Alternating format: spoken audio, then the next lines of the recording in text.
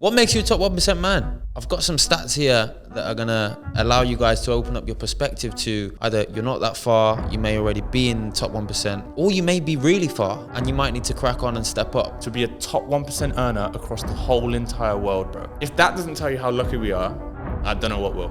Everybody's always talking about to be a top 1% man, to be a top 1% man, and you're looking at these guys that are in the 0.0001% and thinking I have to be like them to be in the top 1%, but you don't. These gurus and stuff online, they make it seem like it's absolutely nothing and that it's so attainable when really it's not. Ladies and gentlemen, boys and girls, welcome back to another episode of the one and only, the Gooms Podcast, everybody. Round of applause.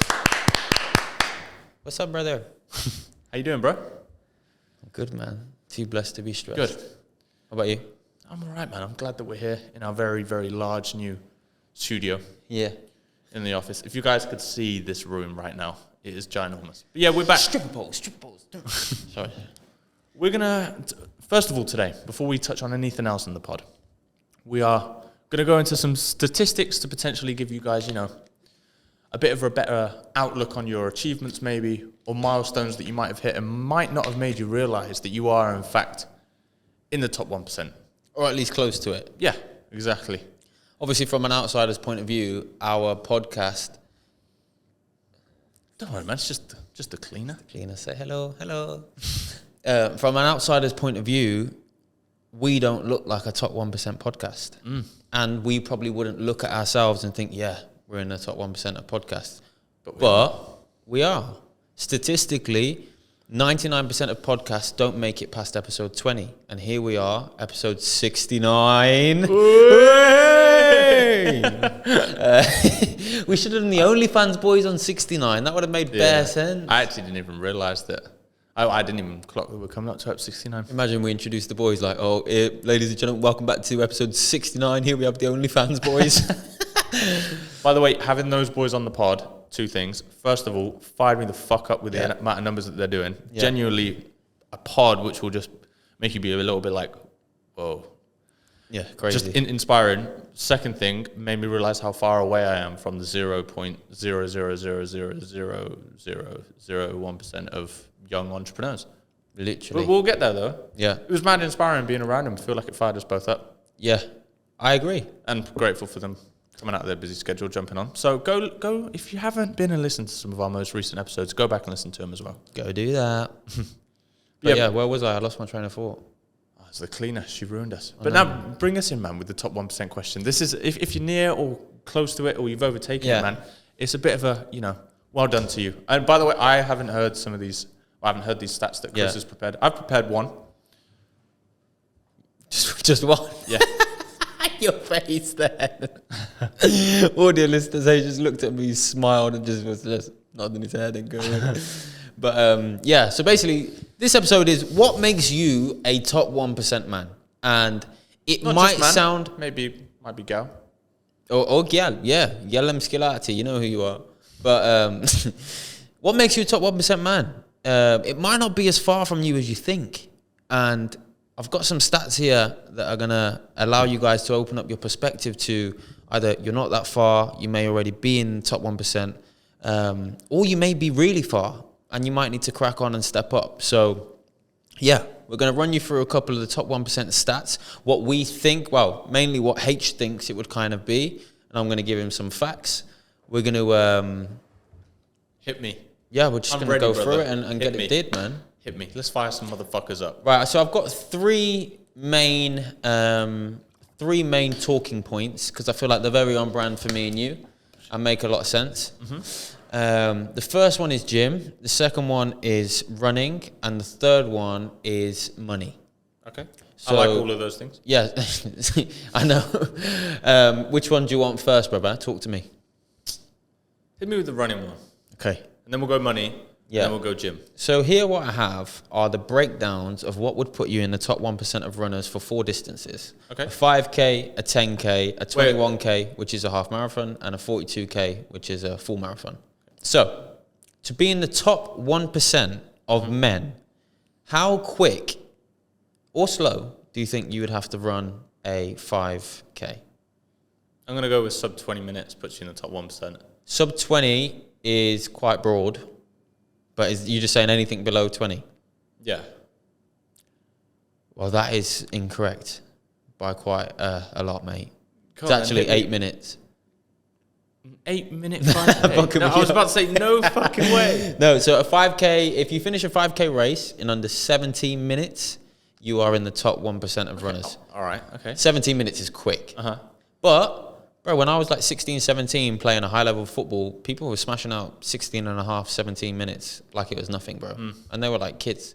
Yeah, they were very athletic kids, and they were like gifted at running, but it's not. Bro, 17 minutes of fast 5K, bro. Don't take that away from anyone. I'm not taking it away. I'm just saying there'll probably be some guys listening that aren't even runners that'll be like, "What? I did that." You know what I'm saying? Because the guys that were running it then weren't actually like runners. They just ran, and they were like, "Yeah, what? So, 17, great." You know? Right. Okay. So, what do you think would put you in the top 1% in the world for a 10-kilometer run? I'd go sub 30 minute. Sub 30? Really? Oh, what do you run it in? Maybe it's sub 32. What do you run it in? What's your fastest? The last time I ran a 5K was a 10K. The last time I ran a 10K was a long time ago. It was way before I was at my fittest. It was actually in Dubai the day before I was fucking ill as fuck. But we did that in like 46 minutes. But I am gonna enter a 10K race, and I'm gonna go for sub 40. Well, I'm gonna aim for like 38, 39 minutes. If you can run 10 kilometers in less than 35 minutes, you're in the top 1% of men worldwide. Damn. So you were close. You said sub 30, and then you were like, "Oh, actually sub 32." Yeah. But it's quick. Yeah, What's the breakdown? What's the split for that? What kind of split are you looking for across 10K? I'm not going to crunch the maths, but I feel like you... Like 3:30 minutes, Is it? kilometers. It's fast, bro. For 10K? Well, it's actually 3.5 minutes per kilometer. So what would that be? 3 minutes 30. Oh, is that what you said? Yeah. Do you want to hear a pretty crazy stat though? Go on. If you can run a 5K faster than 35 minutes, you are above average. Did you know that? The bar's pretty low for average then, isn't it? If you think about it, that's 7 minute kilometers, bro. You say that, but some like different abilities. Yeah. Do you know what I mean? Like, yeah. Running's running. I suppose you're saying an average. Like here, we're looking at the top 1%. We're looking at the prestige, the literally the pinnacle of the mountain. And these are quick times. And to somebody that doesn't run, you're probably thinking, "Fuck that." But if you really put your mind to it, you could run a 17-minute 5K. Yeah. If you were training for it. And you could definitely do a 35-minute 10K, in my opinion. 35-minute 10K is tough, bro. That's a lot of training. I reckon you do it. It's the law of diminishing returns, isn't it? Okay, well, you want me to smash through the half marathon and the full marathon? I feel like I know the marathon. You quickly tell me the half marathon. What you think would be? It's sub 120. Sub 120? Yeah. Bang on. Oh shit. Literally bang on. Nice. And the marathon is probably sub 1 hour, yeah? Full marathon? No, sub 3 hour even. Well, it is, but it's a little bit like 250. 2:45. That is quick though. That's very quick. So, yeah, if any of you guys can run those times, then you are a top 1% runner. Congratulations. And if you're not, you're a fat bastard getting a treadmill. I'll be honest, I'm nowhere near any of them. But I wouldn't really class myself as a runner. Next category, Harambe. Hit me with the money. Talk bread. You want to talk cash money? Talk bread to me. Right, so for this one, I've put it into yearly salaries. Okay. Because I feel like that's a very kind of easy place for people to kind of work it out.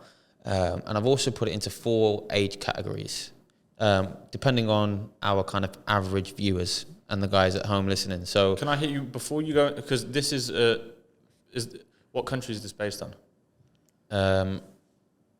The stats are in dollars, so I'm guessing the US. I have the overall. Go on, you tell me that, but I have like a solid fact-checked worldwide average income in dollars. Wait, is that your one? Yeah. Oh, sick.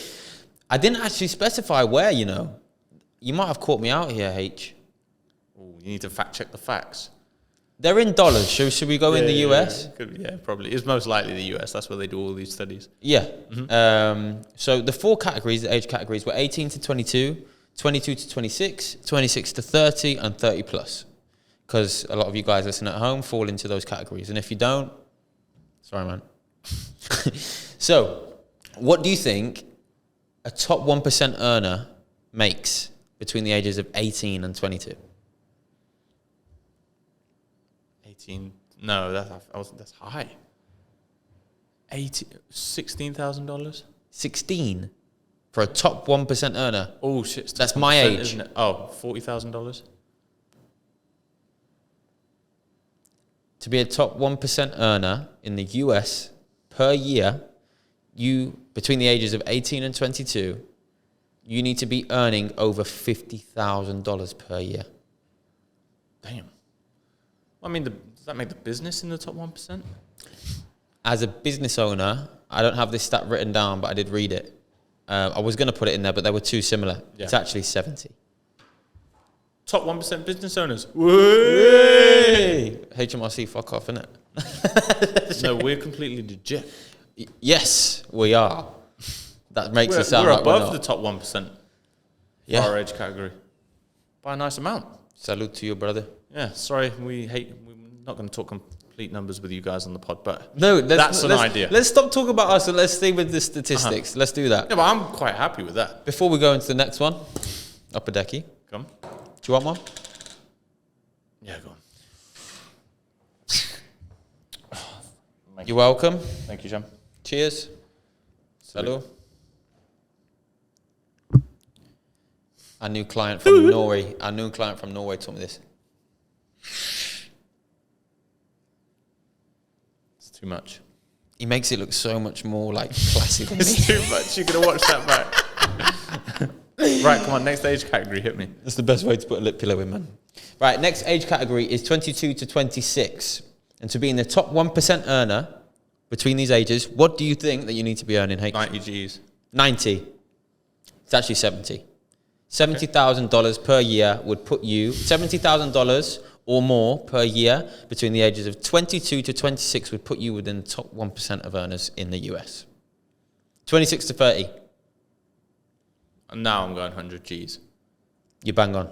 Okay. 100 or more between the ages of 26 and 30 would put you into the top 1% of earners. Now 30 plus. So you're saying the most mature of mature men, the billionaires of the world. 130. Anything above $150,000 per year, above the age of 30, puts you in the top 1% of earners worldwide. Now, I know it sounds like a lot, but hear me out.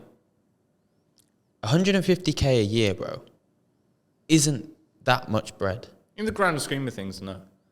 It sounds like a lot of money, but take home, if you created a product that was 10 grand, that was leaving you 10 grand a month, which isn't the easiest thing to do, but if you put your mind to something in the internet space now, in the digital world, you can do 10 grand easily within 5 years, right?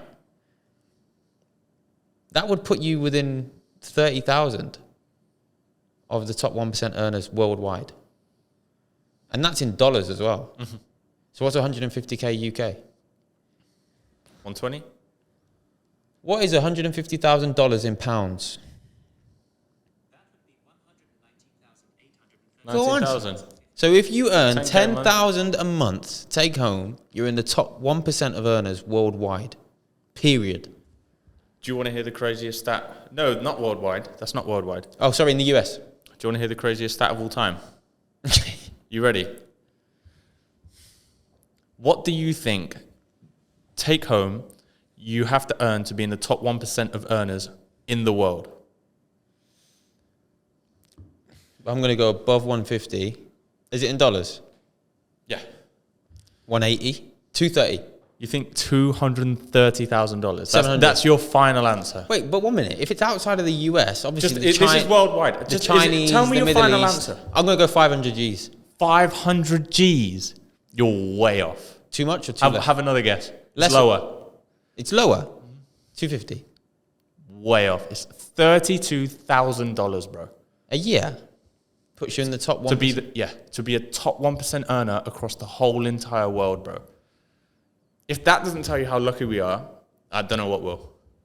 because there are so many people in other countries. I worked out. Do you know how messed up my head is? Go on. My head went to more because I was thinking, well, in the US, we're not taking into consideration China, the Middle East, these Saudi motherfuckers just banking in oil money. Yeah. But I didn't even think about the more poor countries. Mm-hmm. Something that we worked out. So we have a team member that's based in Pakistan. Yeah. And we sent him, he sent us an invoice for a job that he completed for us. This guy is raking it in Pakistan, by the way. Raking it in. This guy, sent us an invoice for £400. And in Pakistani rupees, that is something like 130,000 of them.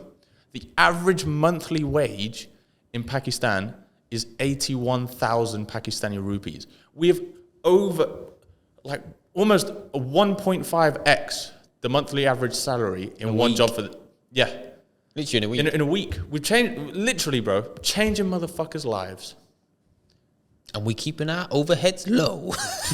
Listen, it's a win-win. It's a win-win. Listen, the guy's good at what he does. Mm-hmm. He reached out to us and he's a good fucking team member. Yeah, 100%. It's international arbitrage, isn't it? And if we can make the motherfucking rich. That's the plan, isn't it? Yeah, why not? Listen, bro, I wish we could send him 4K. I wish we were in the position where we could send him 4K for a job and be like, you did great, there you go. Do you know what I mean? Because that's what we'd have to pay someone in the UK to fulfill some of the tasks that he does for us. Mm-hmm. So, yeah, crazy. The guy's a fucking G, bro. Shout him out. Right, this one is the gym is the last topic. And then we'll go into some general chit-chat and where we're at, and then I think we'll round off because it's 7 p.m. in the office at the minute. Although it's nice and light, we're coming into the UK summer. So, also last one's in the office, as per usual. You know the vibes. In the gym, these ones, I wouldn't say surprised me, but I feel like they're a lot more attainable to our viewers. I'd like to think so anyway, especially you guys that are putting in the work in the gym. I can tell you that me and you are in the top 1% of all 3 of these main exercises. Mm-hmm. So, to be in the top 1% of men in the US, you have to be able to bench press 1.5 your body weight. So how much do you weigh? 82. And how much do you bench? 1 rep. What, 1 rep max? 140. So you're going to be 150 soon. To be in the top 1%, you would have to bench 120. What can I say, man? So you're in the top 0.75%. Something like that anyway. Probably less, actually. Yeah. What about you? What about me, what? 70. You weigh like 70 kg. Oh, shit, I'm not in the top 1%. Actually, to be fair, I've never done a 1 rep max. Next time we're in the gym together, we'll go for one. Yeah. I'm due a 1 rep. I want to see where I'm at right now. Because that 140 was a long time ago. Wait, you're sitting at 80 kg? Yeah, like 82. To be fair, I haven't weighed myself in forever. But I'm normally around that 70 kg myself mark. Every single morning, bro. It's a good way just to keep track. And like, if you get on the scale and like, if you track your weight every week and you can see it going up over a month, you're like, shit. Bring it back. Bring back those calories. Yeah, just touch. Okay, so yeah, so I'm actually not. Well, I don't have the analysis to give or take the top 1%, but I'm just going to put myself in there anyway. Fuck it. What do you think you would need to squat generally to put yourself into the top 1% of lifters? 2 times. Bang on. Okay. So can you squat 160? Again, no, I haven't. The most I've squatted is 150 for one. Oh no. Yeah. When was that though? A long time ago. You'd be able to squat 160 now. Nah, I'm not The strong. legs are powerful, bro. They are powerful, but I'm not as strong, I don't think, as I used to be. Definitely. But then, to be fair, I don't really train my legs for strength. Okay, but let's just say that you're definitely in the top 10% of lifters then. Yeah. And you're not necessarily just a lifter, right? You're a hybrid athlete, so you do a lot of everything. Stay hybrid, guys. Damn right. And what would you say to be in the top 1% of to deadlift? 2.5. Did you see my screen before? No, I'm guessing. I'm just going off my numbers. That's exactly it. Oh, motherfucker, 2.5 your body weight. Exactly. What? Well, my deadlift PR is 200 kg. 200 kg would put you in the top 1% of deadlifters But that in the world. was at a fitness competition after I'd done a little bit of stuff before. So I reckon fresh 210 is possible. Was I there? Was it the one that I came to? Yeah, but you guys didn't turn up for the strength bit. Oh, you weren't. Sorry. It's all right. It was a mean deadlift as well, bro. Like screamed and everything. Not screamed, shouted. I was like, oh, oh. Yeah. Right. That's all the statistics I've got. Mm-hmm. But I think the general message that we're trying to get across is you're not that far from the top 1%. You might already be in the top 1% in certain categories in your life. So, like, stop putting so much pressure on yourself, man. Everybody's always talking about to be a top 1% man, to be a top 1% man. And you're looking at these guys that are in the 0.0001% and thinking, I have to be like them to be in the top 1%. But you don't. So for you guys at home that are feeling like you're really, really far away from your goals, or you're aspiring to be a top 1% man or woman, it's not that far from you guys, man. Just put the work in, stay consistent, and it'll come. Nice. Thanks, bro. That's lovely, brother. Came from the heart, that one. What's a top 1% man to you overall? What would you class as a top 1% man? In the most simple terms, someone that holds themselves to a standard. I like that. Lip pillow is departing the upper deck. Standards, fitness-wise, the way they take care of themselves, I think is something, the way that they look after their loved ones, the way that they keep... They don't need to be a business owner. Mm-hmm. Even if they've just got a job, finances are in check, they're in check. Holding themselves up to a standard. Yeah. Something I heard interesting the other day, Jordan Peterson said it. He said, aim low. I mean, what do you take from that? And then I'll explain what it really means. Well, I feel like it's not going to be what you're going to give back to me, but I'm going to say the first thing that popped in my head. Aim low is like a low achiever. No. Set yourself low standards. No. So the way to look at it, for you guys at home as well that are listening, and even for you and for me, bro, everybody can apply this in certain situations. But the reason you aim low is so that you can set realistic goals. So, for instance, to the person that is, stuck at home on the sofa, that they don't want to get up and do things, they're being lazy, but they know that they should be doing more.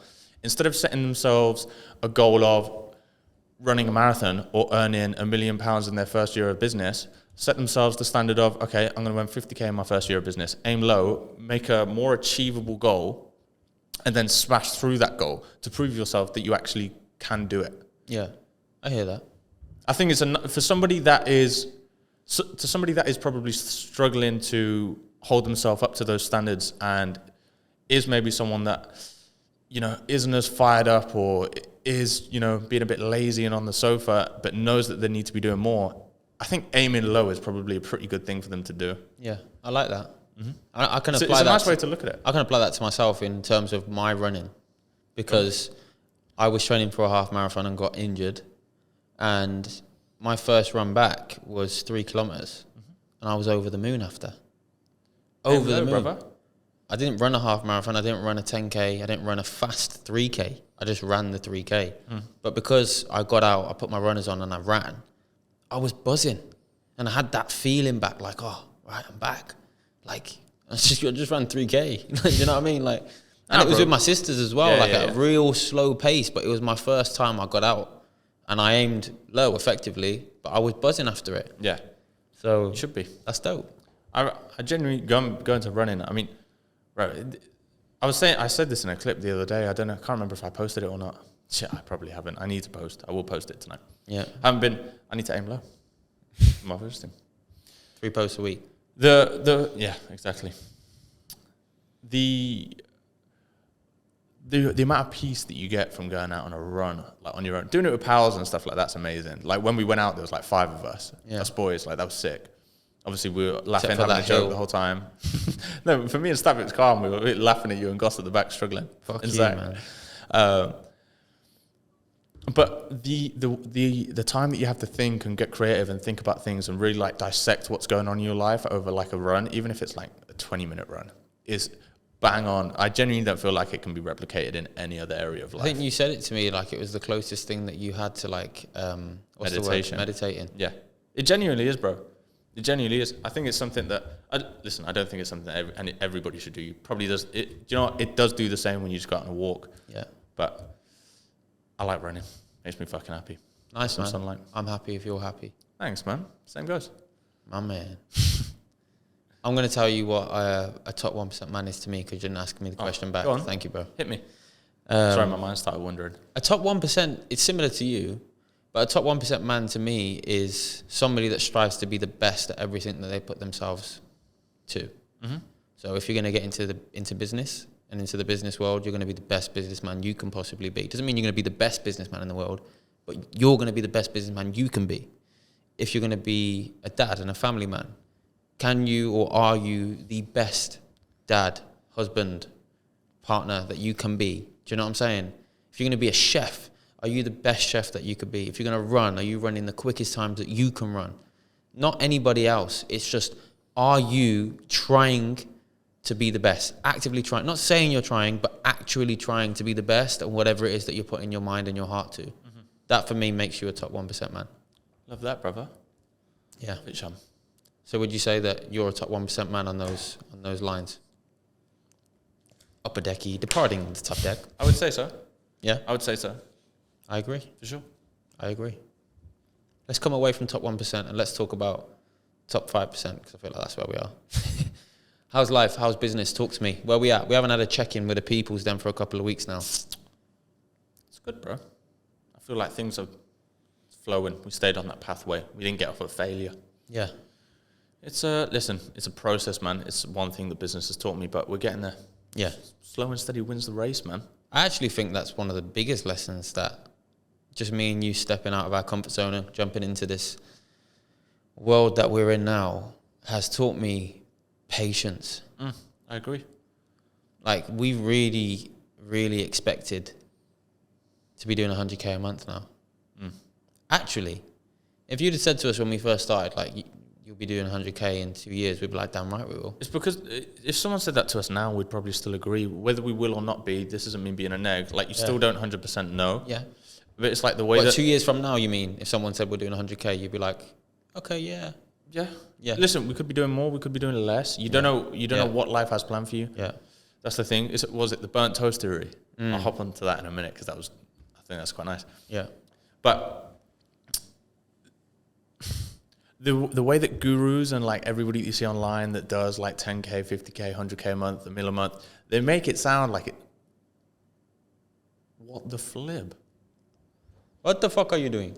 Oh, they make these gurus and stuff online. They make it seem like it's absolutely nothing, and that it's so attainable when really it's not. Like for the average person, I don't mean that again. I have to say again, I don't mean that in a negative way. But how many people? What percentile of people really in the world are doing like 100K a month? Never mind. The 10K puts you in the 1%. So 99% of people, like, what is that? Like fucking 7.9 billion people out of the 8 billion people in the world or whatever it is, aren't even in the, like, aren't earning 120K a year. Like, it's hard to do, and it takes patience. Yeah, 100%, bro. I asked you on the pod, well, I mentioned it on the pod quite a while ago, quite a few episodes back. I said about, do you really think, because all you see in business is basically that don't give up if you never give up, like it's going to work out. Do you genuinely still think that if you do eventually not give up and you stick at whatever you're doing, this could not necessarily us, any business in the world, do you still think that like success is deemed, or do you think it still takes trial and error, other businesses, etc.? I believe if you give it your everything and you don't give up, you'll achieve what you set out to achieve. But there is a big chance that you don't achieve those things, but there's also a big chance that you don't give everything that you've got. Tate says it, I gave it everything and it didn't work out. No, you didn't, because it didn't work out. If you gave it everything, it'd work out. And I know there's a lot of things that fall down to luck. You can't just say if you really give it everything, you're going to be a professional footballer, because there's a lot of other factors that come into that. I understand that. But generally, if you give something your all and you never give up, there's no reason why you can't achieve what you set out to achieve, in my opinion. Wow. That's beautiful, brother. Thanks. Onto the burnt toast theory. I want to touch on it. But I want to give the example first. Oh, go on. So the example is, we closed our biggest ever deal yet last week for I can't speak too much of it because we've actually signed an NDA, but for a very high paying client out in Dubai. And we met this guy, or we were introduced to this guy by our barber who cut our hair in Dubai, Ross. Now, the way that we met Ross is exactly the theory that you're about to talk about. So we landed in Dubai, we settled into our apartment, we unpacked some stuff. And as you do, when you land somewhere, and obviously we were staying there for a month, so we were like, right, let's go get some essentials for the apartment, toilet roll, shower gels, etc., water for the fridge. There was a supermarket within 0.1 miles of our apartment block. Us being complete strangers to the area had no idea. Walk the opposite direction. You literally, you come out and you go right and it's there. And we came out and went left. We did. So we ended up doing a massive loop of the Dubai Hills Park to then come across a store. We got the waters, carrying big, like 1.5 litre bottles, bags, toilet rolls, and we're walking through, having to stop every couple of minutes in the heat, thinking, fuck me, what we doing?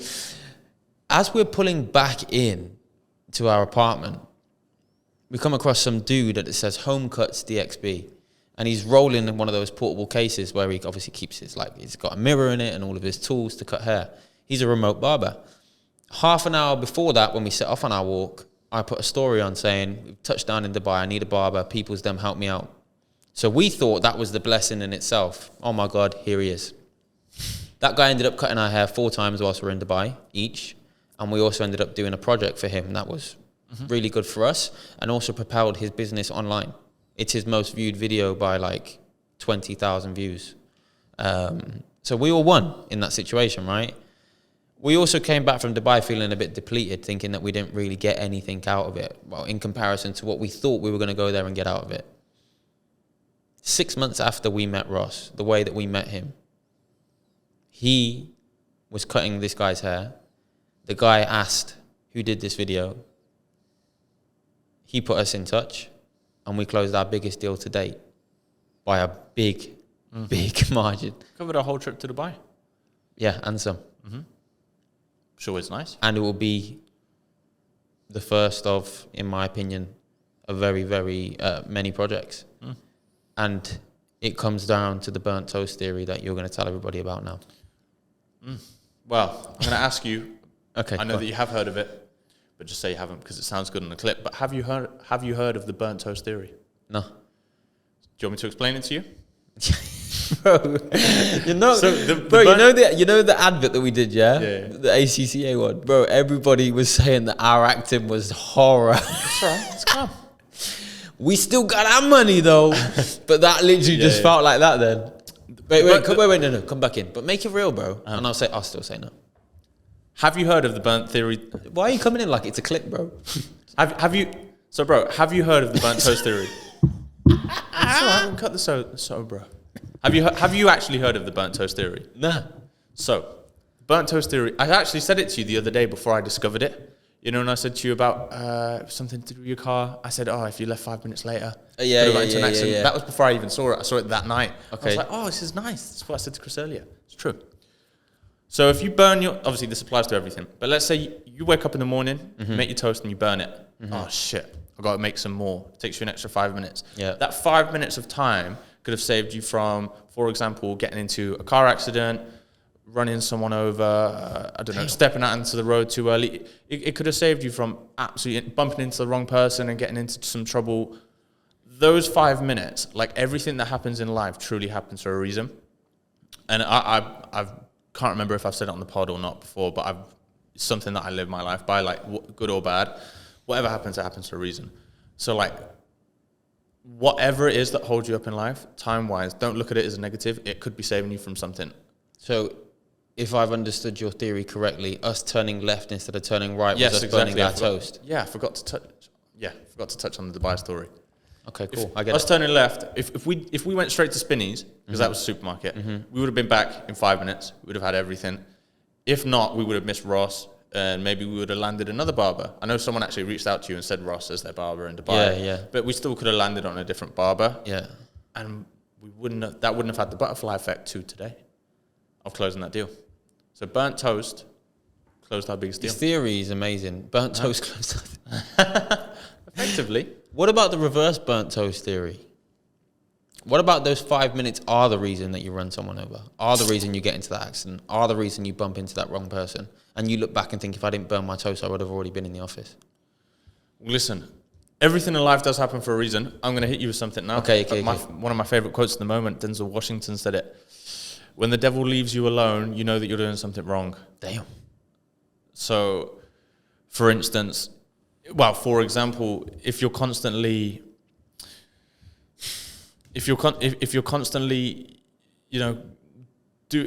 taking drugs, gambling, you're doing all the wrong things in life, then the devil's going to leave you alone because you're already doing his work for him by doing all of these sins, all of these bad things throughout your life. But when you feel like everything's going great and all you are is being a good person, saying hello, being generous, etc., and you get slapped in the face with something shit, it means that you're doing good. I want to add to that something that Top G said. Go on. Top G said that on the way to greatness, you get hit with shit, and you're supposed to keep smiling and keep going. And this is God sending you obstacles to see if you can conquer them, to see if you are worthy of the greatness that comes with conquering them. So it kind of applies in the same way.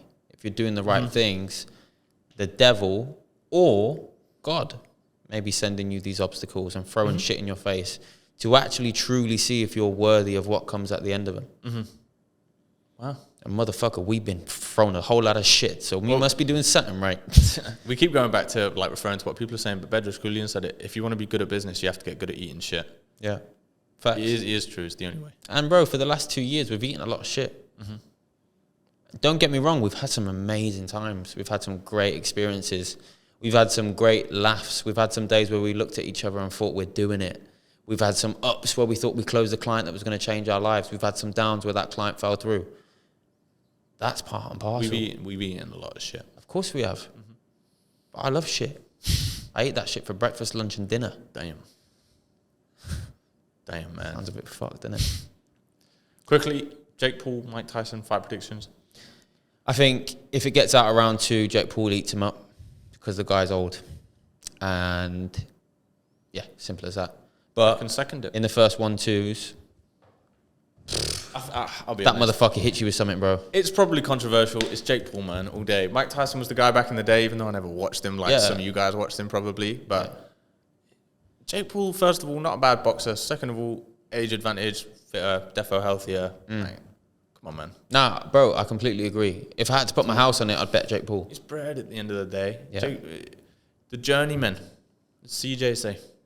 I wouldn't call Mike Tyson a journeyman, if I'm being honest. Fighting a 60, what is he, 60? Bro, Fighting a 60-year-old Mike Tyson. It's the first quote-unquote pay-per-view event ever to be streamed on an online platform. And the online platform in Netflix. Yeah. I did predict this, though, quite a long time ago. Yeah, you did. I actually you did, said but that. you never said boxing, though. You said, like, football No, and stuff. I know. I just said every event. Fuck off, man. Football, it kind of already happened. We're on the up page. Nice. Come on, Sean! We didn't get it in the sale. What are you grateful for this week, bro? Ooh.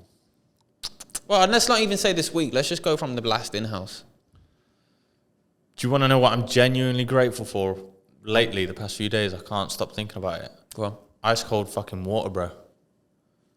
There is not, because it's been a little bit hotter, bro. You get home, have your lunch, Yeah. crack open an ice cold bottle of water. Chef's kiss. And we're very lucky to have these things. Yeah. Have a working fridge which can create that ice cold water. It's true, bro. No, it's right. Sometimes you make me giggle, bro. What do you want to improve on? I know, man. I'll be pretty good at that. I'm joking. I've held myself to a pretty good, fucking good standard lately. I've started waking up earlier every day. Do you know what? Be a little bit more consistent and hard on myself with the time that I'm going to bed. Okay. Genuinely, I'm leaving it till some nights 20 past 10, which is not a sufficient amount of sleep to get my full 8 hours. Well, you don't need 8 hours, but to make sure that I can be flexible and wake up before my alarm rather than letting my alarm wake me up. Yeah. What about you, bro? Obviously grateful first then. Yeah. Improve. I'm grateful for Do I say it? Do I not? Say it, bro.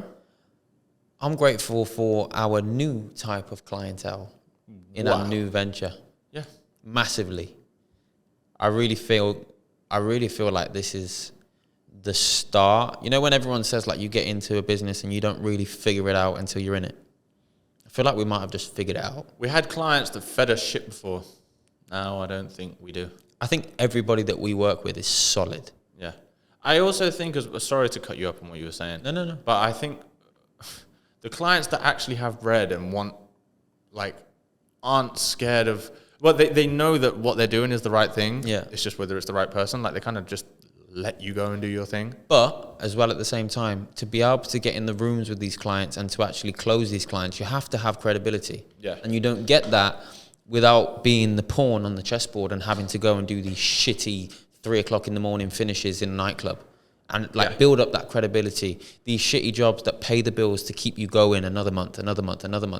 Without that credibility, unless you fall on a big pot of luck, which is very unlikely, you don't get into these rooms and into these clients and basically give them the invoices and just say, this is it, and it gets cleared. You have to earn the right to be in and around these clients. Yeah. And the last 2 years of eating shit, I think we've earned it. Damn straight. So, time we get to fucking work. Love that. Yeah. What do you want to improve on? What do I want to improve on? See, I do actually have an improvement for you. What? Say yours and I'll say it. I know what you're going to say. What? Get here earlier. No, I'm not here in general. I don't mind what time you get here because if there's days where we stay later, like because I'm here earlier, you tend to stay later. Yeah. That's just kind of how it's felt. Yeah. But I was just going to say, because I know before you were super consistent with getting up in the morning. Just because every day it's been different. Just set yourself a time, even if you aim low, and just be consistent with what time you wake up and go to bed every day. Every day is the same. It's 7:15. But the stuff in between that is what slows me down. Okay, like what? Like, am I going to eat? Do I have a bigger lunch? Am I going to shower? Am I going to come to work in my gym clothes and shower at lunch? Am I going to... These little things. I've tried, because we've built a routine, to kind of have it so that it's not just cemented so every day feels the same, if that makes sense. Just to make it still feel like it's still semi-flexible. Yeah. But on what you've said, what I do want to improve on is just to say to myself, this is the time that you need to be here and hold myself accountable to it. Because some days I could be here at 8 and some days I can be here at 11 and it's not good enough. The way that I look at it is like a time period between 8:30 and kind of 9:30 to 10, obviously depending on whether I need to eat some shit in the morning or not. But it tends to be about 8:30 to 9:30, really. But the occasional past 9:30 to 10 is where it tends to be. But overall, to be honest with you, bro, I feel like our improve-ons, without sounding like arrogant pieces of shit, minor, it's limited. Because I genuinely think that we're doing everything that we can to be the best at everything that we're doing. Our standards there right now, bro. Yeah, bro. Like, as much as we might get in between 8:30 and 9:30 or 10:30 or 11:30, we're still the last ones out. Damn straight. And we might get here later than the guys that are here at 9, but did they go to the gym? When the clock hits 5, they're the first ones out the door. Do you know what I'm saying? It's different. And I know you haven't missed a session. I haven't fucking missed a session. Do you know what I mean? We're not degenerates. We're not going out. We have relationships that we also have to upkeep and uphold with our girlfriends, our partners, our families, our siblings, our friends. Like, these all account to still being a top 1% man. Are you the top 1% friend? Are you the top 1% boyfriend? Are you the top 1% brother? Are you the top 1% son? If you're just obsessed with being the top 1% in one thing, you lack in all these other things. And I think on a scale of all of it, we're ticking those boxes, bro. So it's always quite hard to find something to improve on, because I feel like we're trying to at least do everything, at least what we believe are the right steps. Yeah. I think we leave it on that. Yeah. Nice one, brother. Enjoyed the set. Same. Guys, let us know, man. I know there's not that many of you, man, but please drop a comment if you like these type of videos where we come with a bit of a statistic and you feel like you kind of learn something, or do you prefer it when we just come and chat? Like, even if it's not a comment, we'll do a comment because it runs up our algorithm, but like, even if it's just a little DM or whatever, like, all the feedback we can get because of where we are at and like the amount of people we actually reach on a weekly basis, like any little piece of feedback, whether it's positive or negative, goes so much further than you guys can even imagine. Make sure if you're not subscribed, subscribe. Almost at fucking 1,000. Yeah, we're closing in on crazy. it. Yeah. We're closing in on it. I need to check our watch time though, because it might have expired and we might have to start again. But by the end of like, because you have to hit a certain amount of watch time hours, but in a certain time frame, and that time frame might have finished, so it might have come back to 0, if that makes sense. I need to check it. But we're closing in on it. Nice. Who knows? This time next month, we might be getting paid by YouTube to do podcasting. Pretty cool, isn't it? Yeah. It's going to be nothing though, isn't it? Yeah, it won't be a lot, bro. We move, bro. The thing is if we had, like Aki's pods, which is like, there was a good few that had done a little 10K, but even last last week's is on 1.5. Yeah, there you go. Like now, it could be more when this comes out. Like these ones would have been a cheeky, like a couple £100 if we were getting paid from the start. Yeah. But it's I don't actually know the numbers, and we're just waffling now. But yeah, love guys. We'll catch you later. Fucking subscribe. Yeah. Make sure you like, comment, subscribe, turn that bell notification on so you get notified every time we release a podcast. See you all next week. Let's roll, brothers. We'll see you later. Peace.